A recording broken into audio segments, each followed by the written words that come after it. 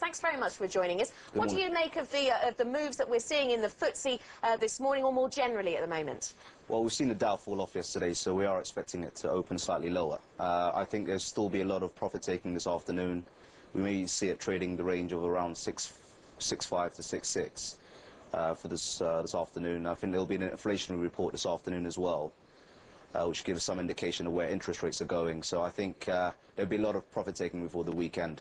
But I think British Airways will certainly be in the spotlight. Absolutely. You talked about British Airways there, Max. So what did you make of what they had to say? Any views really on that sector? Because, of course, they downgraded their expectations for revenue going forward just a little bit, didn't they, this morning? Yeah, but you have to look at the assets. I mean, they're planning to buy 8 new Airbuses between 2008 to 2010.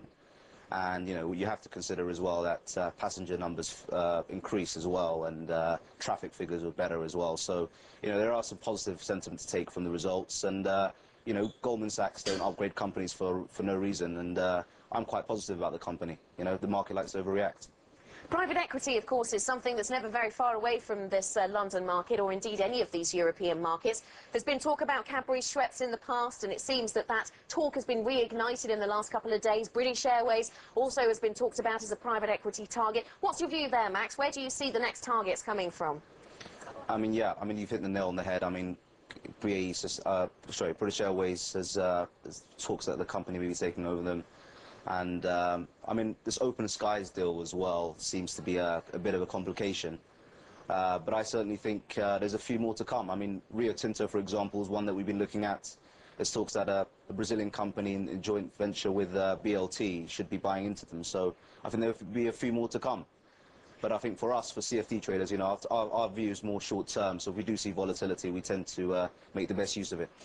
And what about the miners and the oils? If you're talking about volatility, often some of that volatility on the FTSE is given to us by big moves in the mining stocks. What do you see there?